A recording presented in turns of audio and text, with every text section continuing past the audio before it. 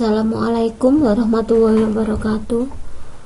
Baiklah anak-anak, pada kesempatan kali ini Ibu akan membahas mengenai vektor. Pengantar dulu ya untuk review. Di sini kita bahas dari awal. Jadi mulai dari definisi vektor, kemudian kita mulai menggambar vektor sampai pada operasi aljabar vektor. Itu besaran yang mempunyai besar dan arah. Jadi vektor itu tidak hanya mempunyai besar saja, tetapi juga harus mempunyai arah. Apa itu besar? Apa itu arah? Baiklah, besar adalah panjang vektor. Jadi panjangnya berapa? Dari sisi besarnya berapa? Kalau arah vektor adalah sudut yang dibentuk dengan sumbu X positif. Jadi vektor itu dapat disajikan dalam bentuk ruas garis yang berarah. Jadi mempunyai panjang atau besar dan juga mempunyai arah.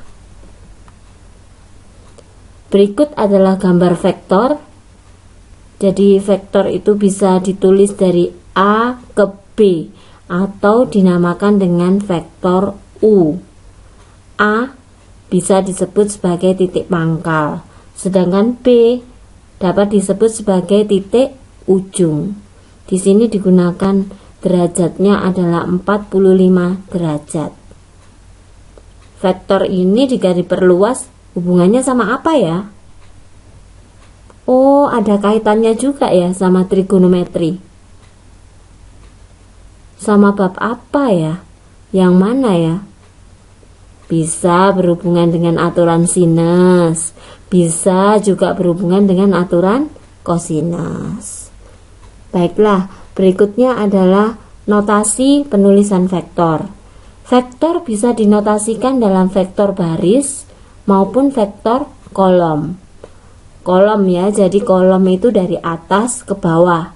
Kalau baris dari samping kiri ke samping kanan. Vektor ada yang dinotasikan U sama dengan 34 atau PQ sama dengan 1 min 2 0. Artinya yang U34 itu apa?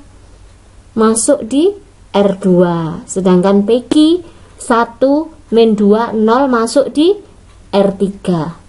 Vektor barisnya juga sama.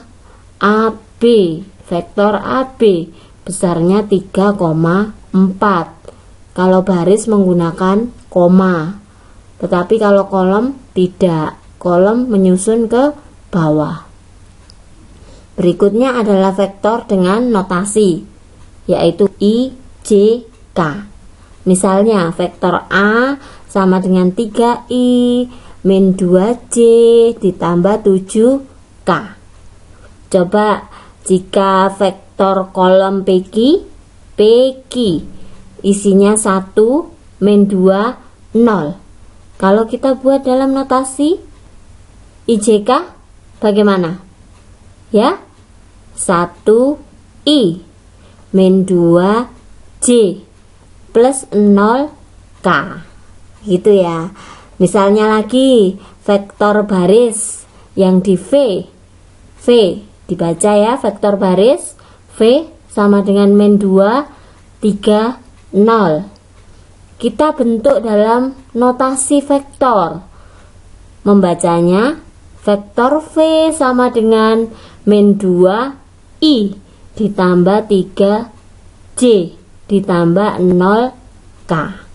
Begitu ya. Sudah paham? Semoga bisa dimengerti ya. Kemudian adalah pengertian dari vektor di R2. Jadi di sini vektor yang terletak di satu bidang atau vektor yang hanya mempunyai dua komponen saja. Flashback ya. X sama Y, flashback. Vektor kolom U34 R2 kah? Hanya memuat 2 karena sama vektor baris AB sama dengan 34. Hanya memuat 2. Itu yang dinamakan dengan R2. Baiklah, gambar dari vektor R2 adalah sebagai berikut. Ibu jelaskan ya. I itu vektor yang mewakili sumbu X. Sedangkan J itu vektor yang mewakili sumbu Y. Jadi I-nya itu yang di sini, kemudian J-nya yang di atas. Ya.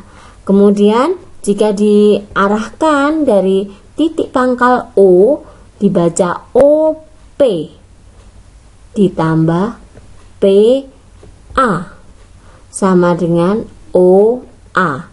Jadi searah ya. O menuju P, P menuju A, hasilnya adalah O menuju A. Atau OP ditambah OQ sama dengan OA. Jadi OP itu sama dengan X. X ya di sini karena satuannya dengan sumbu X. Sedangkan OQ vertikal. Masih ingat vertikal limit? Nah, film vertikal limit, vertikal artinya ke atas. Itu sama dengan YJ. Jadi OA sama dengan XI ditambah YJ. Sudah paham ya? OA boleh ditulis dengan A, vektor A. OA artinya A dikurangi O sama dengan A. Berikutnya kita bahas mengenai vektor posisi. Apa itu vektor posisi? Vektor posisi adalah vektor yang titik pangkalnya 0. Jadi pangkalannya itu ada di 0. Begini contohnya. Titik pangkalnya 0, kemudian titik A-nya 4, 1. Jadi jika diarahkan OA sama dengan A dikurangi O sama dengan A, 4, 1. Kenapa tetap? Kenapa A-nya tetap? Karena titik pangkalnya di 0,0, sehingga jika diarahkan OA hasilnya adalah tetap. Vektor posisi titik B 2, 4. OB sama dengan B 2I ditambah 4J. Boleh dibaca demikian ya. Jadi vektor A juga bisa tadi dalam bentuk notasi bagaimana? 4I ditambah 1J. Sudah paham ya? Kemudian berikutnya panjang. Apa itu panjang vektor? Vektor kan mempunyai panjang, mempunyai besar, dan juga mempunyai arah. Bagaimana menentukan panjang vektor?